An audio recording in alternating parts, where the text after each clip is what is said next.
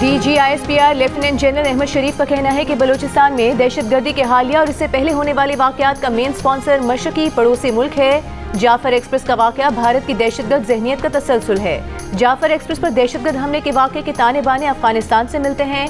दहशतगर्द अपने हैंडलर से अफगानिस्तान में राबते में थे। अफगान शहरी भी पाकिस्तान में दहशतगर्दी में मुलविस हैं। अफगानिस्तान से खुदकुश हमलावर पाकिस्तान आते हैं। जदीद गैर मुल्की असलहा पाकिस्तान में दहशतगर्दी की कार्रवाइयों में इस्तेमाल किया जाता है। वज़ीर आला बलूचिस्तान सरफराज बुगटी ने कहा, पाकिस्तान में दहशतगर्द कार्रवाइयों के मंसूबे अफगानिस्तान में बनाए जाते हैं। खवारिज और BLA के लोग मिलकर ऑपरेट कर रहे हैं। इन सब की नानी भारतीय खुफिया एजेंसी रॉ है।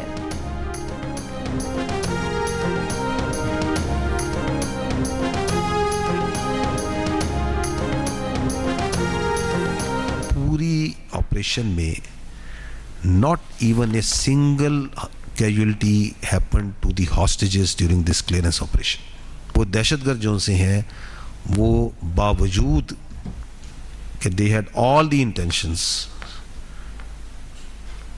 they were unable to take out even a single जो आपका मासूम हॉस्टेज है during this conduct of the operation। जो शहीद हुए हैं मुसाफिर, they were done before that।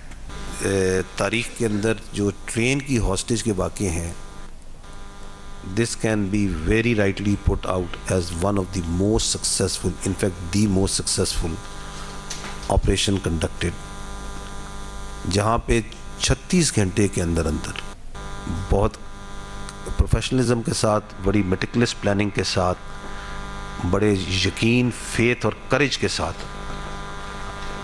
Pakistan की फ़ौज ने, पाकिस्तान की एयरफोर्स ने, FC ने, स्पेशल सर्विसेज ग्रुप ने कौम की दुआओं के साथ इस ऑपरेशन को कामयाबी के साथ मुकम्मल किया। जाफर एक्सप्रेस हमले के बाद यरगमालियों की बाजियाबी के लिए पाक फौज के ऑपरेशन में किसी यरगमाली की जान नहीं गई। दहशतगर्दों ने ऑपरेशन से पहले मुसाफिरों को शहीद किया। DGISPR लेफ्टिनेंट जनरल अहमद शरीफ चौधरी ने ऑपरेशन की तफसीलात बताते हुए कहा, दहशतगर्दों ने IED के जरिए ट्रेन को रोका, खवातीन और बच्चों को ट्रेन में रखा, बाकी मुसाफिरों को बाहर बिठा दिया। पाकिस्तान आर्मी ने बाकायदा मनसूबाबंदी करके दहशतगर्दों को इंगेज किया। दहशतगर्दों की कम्युनिकेशन से पता चला कि उनके दरमियान खुदकुश बमबार भी हैं। ऑपरेशन में 354 यरगमालियों को बाजियाब कराया गया। 37 जख्मी हैं। 33 दहशतगर्दों को हलाक किया गया। ऑपरेशन से पहले 26 यरगमाली शहीद हुए। 18 का ताल्लुक फौज और FC से।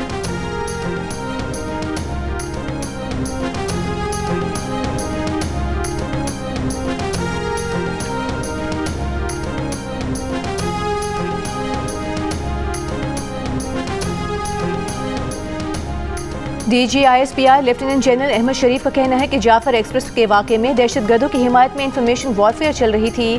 भारतीय मीडिया इसको लीड कर रहा था। जाली वीडियोस के जरिए प्रोपेगेंडा किया जा रहा था। भारतीय मीडिया ने आर्टिफिशियल इंटेलिजेंस की मदद से तैयार की गई वीडियोस चलाई, जाली और पुरानी वीडियोस चलाई। आर्टिफिशियल इंटेलिजेंस और दहशतगर्द ग्रुप की वीडियोस दिखाकर एक झूठा बयानिया बनाया गया।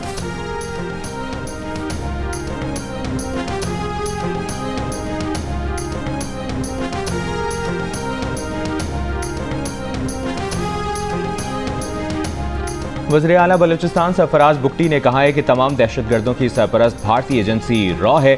पाकिस्तान में दहशतगर्द हमलों की मनसूबाबंदी अफगानिस्तान में की जाती है। रियासत के पास तमाम सबूत हैं कि अफगानिस्तान में इनको बिठाया जाता है। PTI के दौर में दहशतगर्दों को लाकर बलूचिस्तान में बसाया गया। मिसिंग पर्सनस को बतौर प्रोपेगेंडा हथियार इस्तेमाल किया जा रहा है। ये इंसानी हुकूक का नहीं बल्कि खालिस्तान दहशतगर्दी का मामला है। दहशतगर्द अनासिर का बलोच कौम से कोई ताल्लुक नहीं। बदअमनी फैलाने वाले अनासिर सिर्फ दहशतगर्द हैं। इनसे कोई रियायत नहीं होगी। सूबे में पुलिस, CDD और लेवीज को मजबूत किया जा रहा है।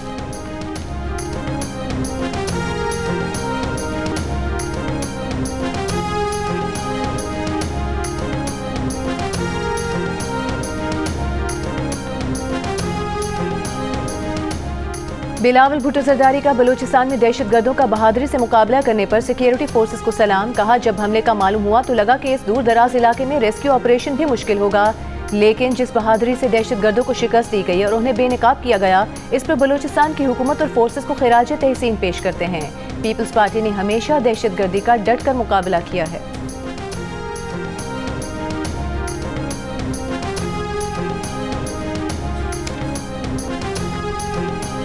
कौमी असम्बली में अपोजिशन लीडर उमर अयूब की जाफर एक्सप्रेस पर हमले की मजम्मत, शोहदा के बुलंद दर्जात के लिए दुआ। मीडिया से गुफ्तगू में कहा कि मुल्क में आवे का आवा बिगड़ा हुआ है। मौजूदा चीफ इलेक्शन कमिश्नर गैर आईनी है। पंजाब में कच्चे के डाकुओं ने पक्के के डाकुओं को डरा कर रखा हुआ है।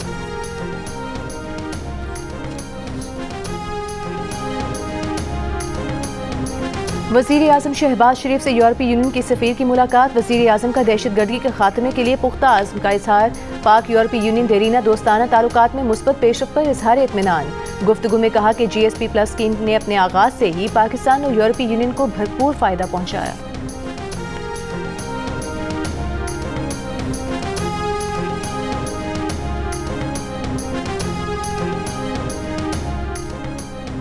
तीन शोबों में तहफ़्फ़ुज़ात के बावजूद IMF मिशन कर्ज के इजरा की सिफारिश करेगा। पाकिस्तानी हुक्काम पर उम्मीद। IMF का रिटेल, होलसेल और रियल एस्टेट समेत कई शोबों में टैक्स वसूली बेहतर बनाने पर जोर। कौमी एयरलाइन और बिजली की तकसीमकार कंपनियों की निजकारी जून तक करने का मुतालिबा।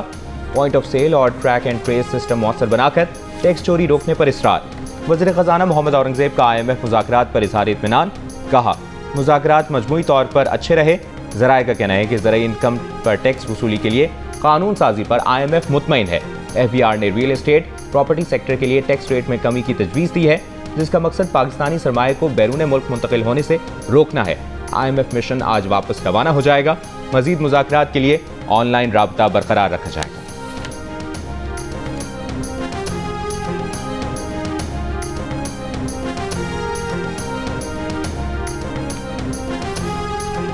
हम मुस्बत सियासत में यकीन रखते हैं और हम चाहते हैं कि हमारा ज़राई शोबा भी तरक्की करे, हमारा बैरानी पासमानदे इलाके भी तरक्की करे, मगर साथ साथ पानी का मुनसिफाना तकसीम 1991 की वाटर अकॉर्ड के मुताबिक हो और इंशाअल्लाह ताला वो जदोजहद भी हम आपकी खातिर लड़ते रहेंगे।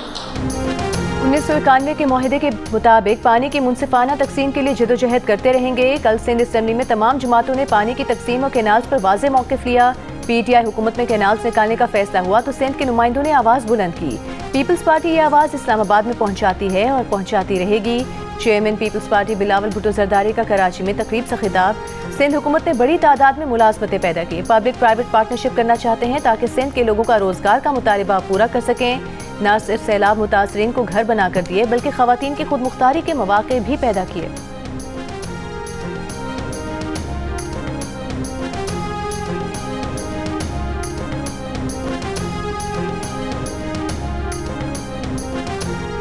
दरियाओं के तहफ़्फ़ुज़ के आलमी दिन पर सिंध भर में दरियाए सिंध से 6 कैनाल निकालने के मंसूबे के खिलाफ मुजाहरे और रैलियाँ। हैदराबाद, सखर, खैरपुर, लाड़काना, जैकबाबाद, गोटकी, दादू, बदीन, ठट्ठा और नशर फिरोज समेत सिंध के मुतादिद शहरों में होने वाले मुजाहिरों में सियासी और कौम परस्त जमातों के कारकुनों, वुकला, खवातीन और बच्चों ने बड़ी तादाद में शिरकत की।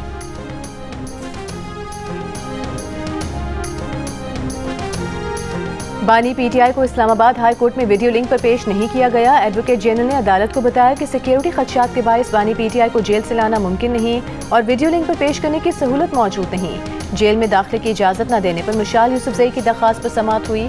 अदालत ने लॉ क्लर्क पर मुश्तमिल कमीशन को कल बानी PTI से मिलने की हिदायत कर दी। कहा, बानी PTI से पूछें कि मिशाल उनके वकील हैं या नहीं। सुप्रिटेंडेंट जेल और IG इस्लामाबाद को भी बयान हलफी पेश करने की हिदायत।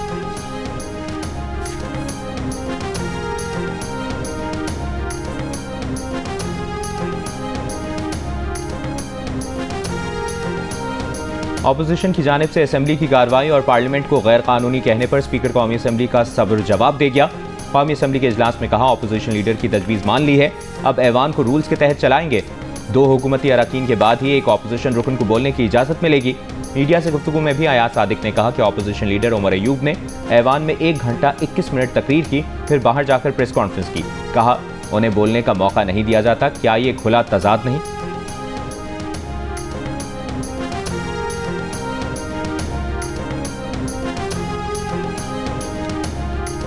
जाफर एक्सप्रेस पर हमले के बाद कोयटा से अंदरूनी मुल्क के लिए ट्रेन सर्विस ताहुक्म सानी मुअत्तल कर दी गई है। हमले से मुतासरा जाफर एक्सप्रेस आज भी इसी मुकाम पर मौजूद।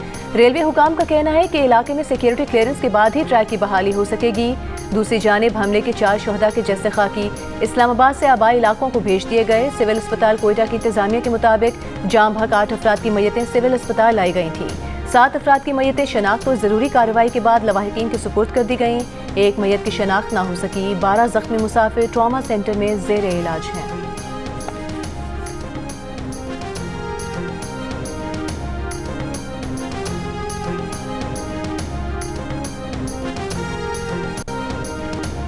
वज़ीर मुमलिकत बराए दाखिला तलाल चौधरी ने कहा है कि जिन लोगों ने जाफर एक्सप्रेस के वाक़े पर सोशल मीडिया पर दहशतगर्दों की सहूलतकारी की, BLA की तरह उनके खिलाफ भी कार्रवाई होगी।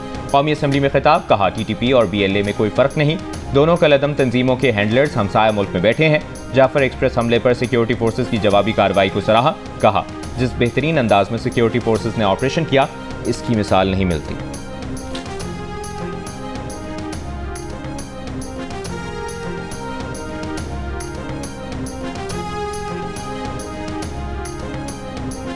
जनूबी वज़ीरिस्तान के इलाके आज़म बरसक की मस्जिद में धमाका। JUI के ज़िले अमीर अब्दुल्ला नदीम समेत 4 अफराद ज़ख्मी। पुलिस के मुताबिक धमाका खेज मवाद मस्जिद के अंदर नस्ब था।